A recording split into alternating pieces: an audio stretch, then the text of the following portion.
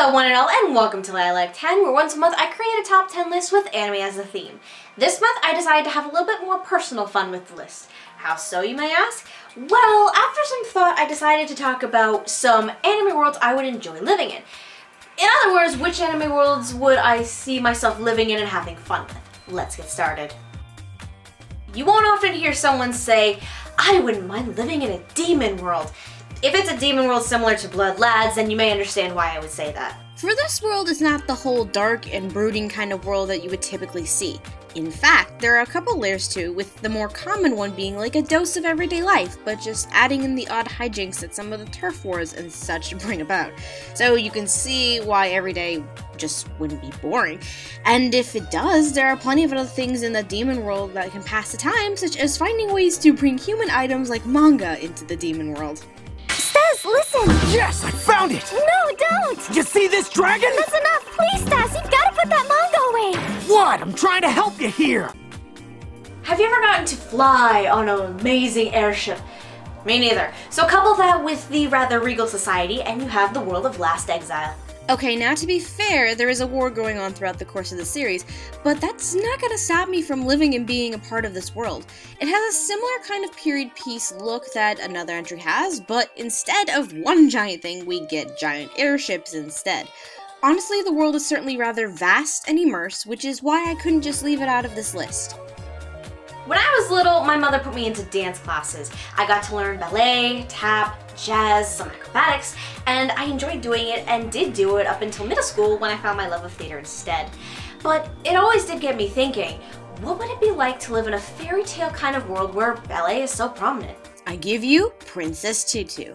Aside from the whole ballet part and everything, the world of Princess Tutu seems like a fairy tale, talking cats, magical creatures, and an interesting man at the helm of the story. What's not to like? As long as Mr. Cat doesn't try threatening marriage on a daily basis. Quiet down if you don't! Rest assured, I will have you marry me.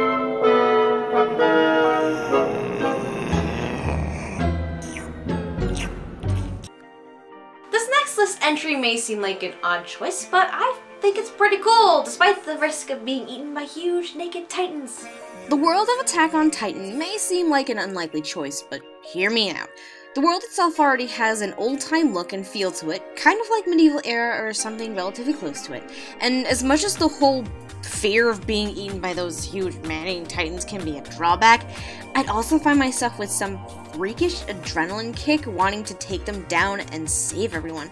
I may have really terrible odds of fighting and surviving, but I'd still go for it regardless. I mean, have you seen the virtual maneuvering equipment the military uses? That alone is pretty damn cool. This next series actually has a couple of worlds I wouldn't mind living in, so I felt like it needed to be added to the list, despite the fact that I strongly dislike the series. Now, even though Sword Art Online and its story is complete garbage, you at least have to admit that the worlds of SIO and Alfheim Online are rather creative and immersive. On the one hand, there's SIO, a fantasy world where you can live and fight as a master fighter in your area of choosing, or just live out your days as a merchant, or blacksmith, or something else. On the other hand, you have Alfheim Online, where your avatar can be a fairy, and you get the chance to fly around and everything. Considering the whole virtual reality direction video games are headed, who wouldn't want a chance at that? I've never really thought about what it would be like to live in space and travel from planet to planet, learning and discovering new worlds and aliens along the way. If Space Dandy has taught me anything this year, it's that I wouldn't mind jumping into that world. There are galaxies upon galaxies in which to explore, meeting many new species, cultures, and other things to learn about. Then there's the whole space travel thing in general that would just be a lot of fun to take on. As for what I would want to do in space, maybe go the route of alien bounty hunter. Though, if all else fails, I can always work at boobies. This next entry has more of a Halloween vibe to it, but that's more of a product of the school and the surrounding city rather than the rest of the world. Of course, I'm talking about the world of Soul Eater. Since Halloween is one of my favorite holidays, seeing a fun place like Death City with all this fun and yet spooky glory is just something I can't ignore. Although there's some danger involved with witches and quiche and such, that just means I could get the opportunity to attend DWMA and learn to kick all kinds of ass. I mean, you don't have to be serious all the frickin' time, you can have a lot of fun too. Like, if you're Blair and you're messing with Soul and giving him nosebleeds all the time. Hey, Hey, what's the matter? Is everything okay down there in the bubbles, little boy?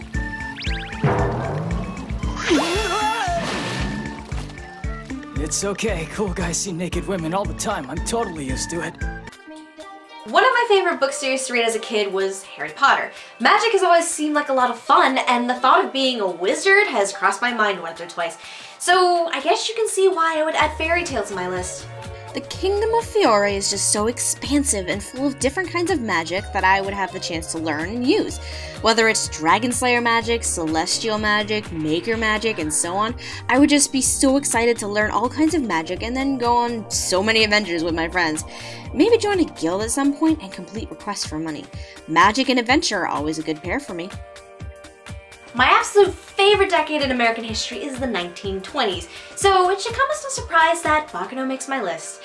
That's close enough, right? What I really love about the world of this series is that it does lean rather closely to the time period in American history.